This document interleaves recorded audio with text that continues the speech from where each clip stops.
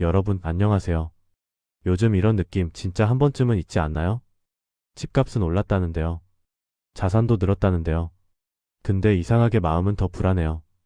통장 잔고는 조금 늘었는데도 자꾸 이런 생각 들죠. 나 지금 잘하고 있나? 이상하죠. 분명 숫자는 올라갔는데 체감은 잘 안 돼요. 오히려 더 무거운 느낌. 저는 이게 그냥 기분 탓만은 아니라고 보거든요. 원화 가치가 흔들리면 우리가 느끼는 내가 벌었다의 감각 자체가 슬쩍 바뀌어요. 같은 돈인데 느낌이 달라져요. 오늘은 그 얘기를 해볼게요. 원화가 왜 자꾸 약해지기 쉬운지, 그리고 그게 내 자산 성과를 어떻게 체감으로 바꿔버리는지, 마지막에는 요즘 같은 분위기에서 포트폴리오는 어떻게 들고 가야 마음이 덜 흔들리는지까지요. 자, 시작해볼까요? 원화가 약해진다는 건 말 그대로죠. 1달러를 사는데 원화를 더 많이 내야 한다. 뉴스에서는 숫자 하나로 휙 지나가는데요. 생활에서는 생각보다 꽤 날카롭게 들어옵니다. 해외여행 갑자기 비싸지고요. 해외 직구, 이거 왜 이렇게 비싸? 바로 느껴지고요. 유학이나 해외 결제는 말하면 뭐예요? 그리고 원자재나 에너지처럼 달러로 가격이 잡히는 것들은요, 바로 안 보여도. 물가로 천천히. 근데 확실하게 스며들어요. 근데 더 중요한 건 이거예요. 원화로 표시된 자산이 올랐어도 원화 가치가 떨어지면 내 자산을 달러 기준으로 봤을 때는 생각보다 덜 늘어난 느낌이 들 수 있다는 거죠. 그래서 이런 말이 나오는 거예요. 자산은 늘었는데 왜 이렇게 불안하지? 자, 그럼 원화가 왜 약해지는 흐름이 나오느냐? 제일 먼저 나오는 얘기는 금리차죠. 맞아요. 금리차 영향 큽니다. 금리가 높은 쪽이 더 매력적으로 보이니까요. 특히 거대 자금들은 금리랑 안전성을 진짜 예민하게 봅니다. 근데 금리차만으로 설명하면 뭔가 자꾸 부족한 느낌이 나요. 현실은 여러 가지가 같이 움직이거든요. 첫 번째는 지금 금리보다 앞으로 금리에 대한 기대예요. 시장은 늘 한 발 먼저 가잖아요. 누가 먼저 금리를 내릴 것 같냐, 누가 더 오래 높은 금리를 유지할 것 같냐. 이 기대가 달러 쪽으로 기울면 환율이 올라가는 쪽으로 반응을 합니다. 두 번째는 해외 투자가 만들어내는 달러 수요예요. 요즘 미국 주식, 미국 ETF 많이 하시죠? 국민연금 같은 기관도 해외 투자 비중을 계속 늘리고 있고요. 개개인 입장에서는 그냥 투자지만 시장 전체로 보면 달러를 계속 사는 흐름이 생기는 거예요. 그게 쌓이면요, 환율이 내려가려다가도 힘이 좀 빠질 때가 있어요. 하방이 막혀있는 느낌. 그런 구간이 생깁니다. 세 번째는 무역이랑 관세 같은 대외 불확실성이에요. 이건 진짜 분위기를 확 바꿔버려요. 불확실성이 커지면 시장이 단순해지거든요. 일단 안전하다고 여겨지는 쪽으로 돈이 확 쏠립니다. 그 대표가 달러죠. 원화가 약한 통화라기보다 어떤 시기에는 변동성이 큰 통화로 취급될 때가 있어요. 그 순간에는 달러가 세지고 원화가 눌리는 장면이 자주 나옵니다. 네 번째는 관세나 공급망 이슈가 기업 결정을 바꿀 수 있다는 점이에요. 관세 리스크가 커지면 기업은 미국 현지 투자, 현지 생산, 공급망 재편 이런 걸 진지하게 고민하죠. 이게 결국 달러 지출로 이어질 수 있어요. 앞으로 달러가 더 필요해질 수 있다는 그림이 나오면 시장은 그 가능성만으로도 부담으로 받아들이기도 합니다. 다섯 번째는 유동성, 시중에 풀려있는 돈의 흐름이에요. 여기서 M2 통화량 얘기가 나오죠.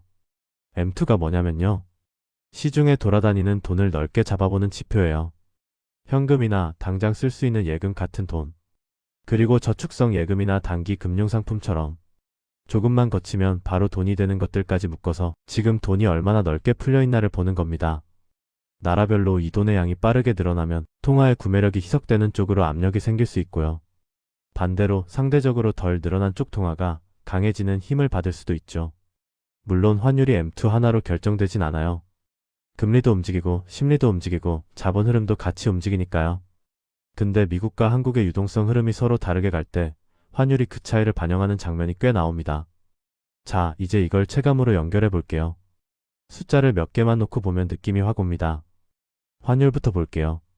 2020년 말에는 한 달러가 대략 1087원 정도였고요. 2025년 말에는 대략 1439원 정도로 봅니다. 5년 사이에 원달러 환율이 약 32.4% 오른 거죠. 달러가 그만큼 비싸졌고 원화는 그만큼 약해졌다는 뜻입니다. 이제 자산 얘기. 국내 부동산은 지역 따라 체감이 너무 다르죠.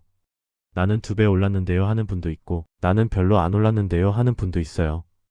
그래서 여기서는 단순한 가정으로 비교해 볼게요.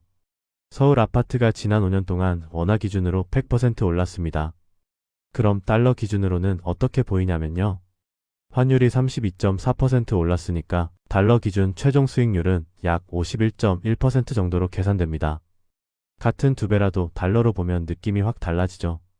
반대로 미국의 대표 시장 지수 QQQ를 볼게요.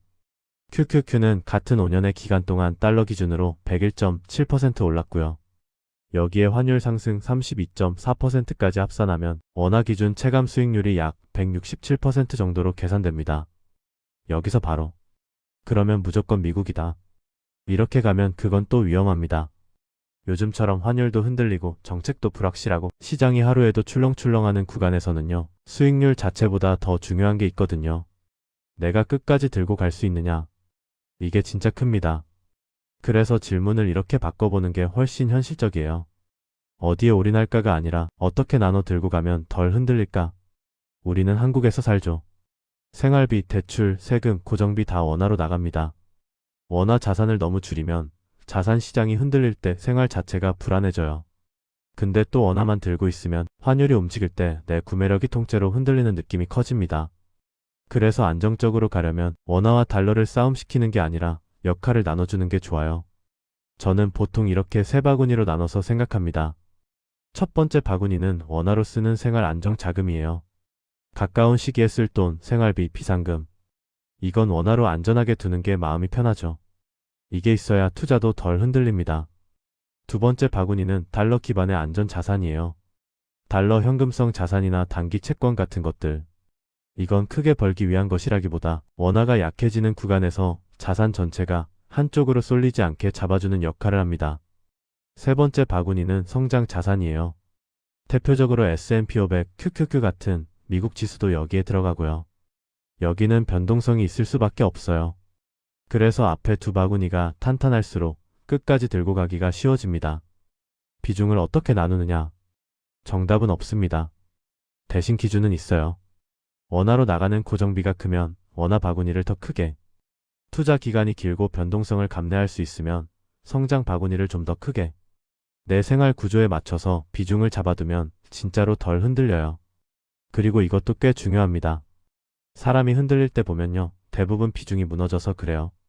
상승장에서는 주식 비중이 커져서 욕심이 나고 하락장에서는 공포 때문에 팔고 싶어지고 이 사이클이 반복되죠. 그래서 비중 점검을 정기적으로 하는 게 도움이 됩니다.